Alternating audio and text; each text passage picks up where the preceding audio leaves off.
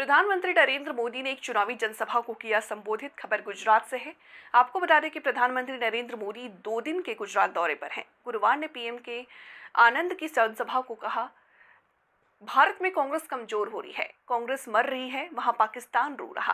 कांग्रेस के लिए पाकिस्तान का आका दुआ दे रहे हैं। पाकिस्तान और कांग्रेस की ये पार्टनरशिप पूरी तरह एक्सपोज हो गई। क्या कुछ बोले प्रधानमंत्री जी, आप भी सुनिए।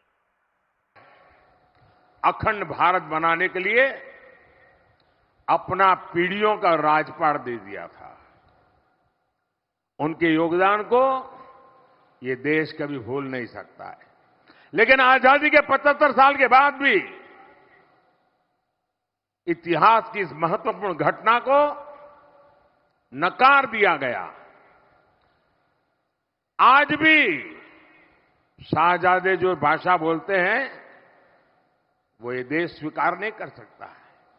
लेकिन मैंने भारत की एकता में सरदार वल्लभ भाई पटेल का जो योगदान रहा है और दुनिया का सबसे बड़ा स्टैच्यू बनाया, और वहीं पर देश की एकता के लिए योगदान देने वाले राज परिवारों का म्यूजियम मैं बना रहा हूं। आजादी के इतने सालों के बाद ये मान सम्मान देना किसी सरकार को विचार नहीं आया, मुझे आया, क्योंकि मैं इतिहास की महानता को पूजने वाले लोगों में से हूं। और मैं जानता हूं जो इतिहास भूल जाते हैं वो कभी इतिहास बना नहीं सकते।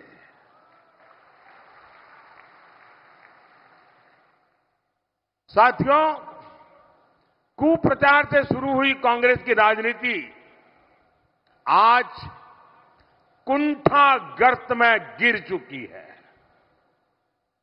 इनकी जो कुंठा पहले गुजरात को लेकर थी, आज कांग्रेस के भीतर देश की प्रगति को लेकर भी वही कुंठा, वही नफरत रग रग में भरी पड़ी है। आज दुनिया में भारत का कद भी बढ़ा है, भारत का सम्मान भी बढ़ रहा है। तो कांग्रेस के शहजादे और उनका पूरा इकोसिस्टम विदेशों में जाकर भारत को बदनाम करने के लिए लंबे लंबे भाषण देकर आते हैं। उन लोगों ने जब सत्ता छोड़ी 2014 में, तब हमारे देश की अर्थव्यवस्था दुनिया में 11 नंबर पर थी।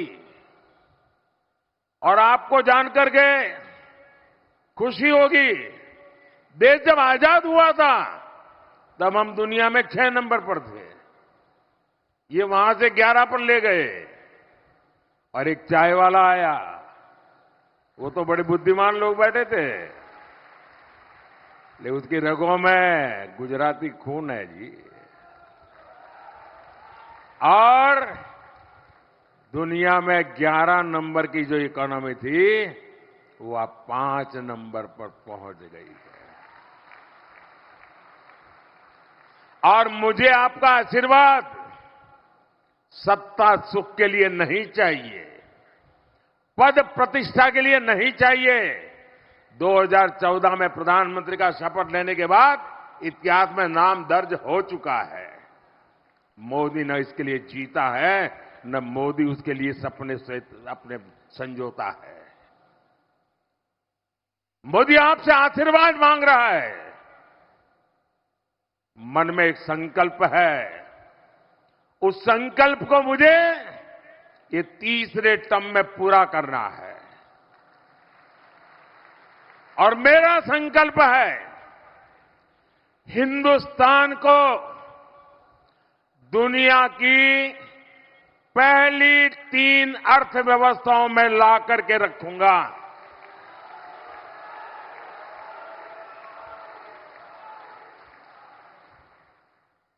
और आप कल्पना कर सकते हैं, जब विश्व में तीसरे नंबर की अर्थव्यवस्था हिंदुस्तान बनता है तो दुनिया के लिए भारत का नजरिया कितना बदलेगा।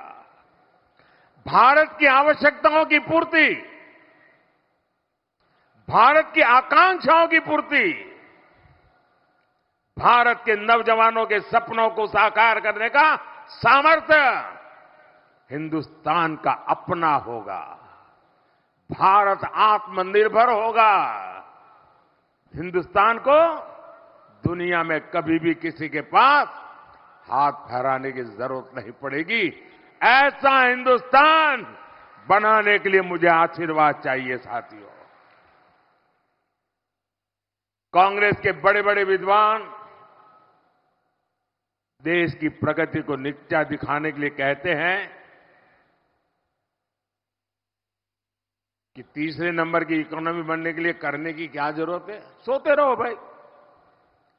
जो लोग हर चीज का सॉल्यूशन खटाखट करके गरीबी दूर होगी कहते हैं, एक झटके में बोले गरीबी दूर होगी।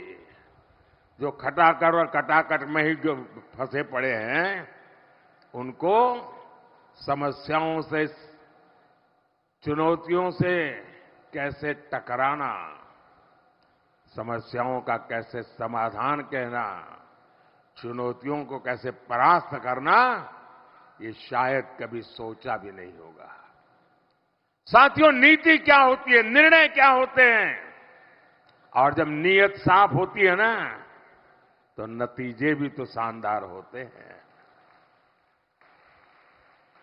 साथियों, कांग्रेस का जहर इतना बढ़ चुका है, पता नहीं 4 जून आते आते ये विष कहां कहां फैल जाएगा। जब कांग्रेस का मैनिफेस्टो आया तब मैंने देश को चेताया था। खास करके देश में जो विचारक वर्ग है उनको मैंने इशारा किया था कि कांग्रेस का मैनिफेस्टो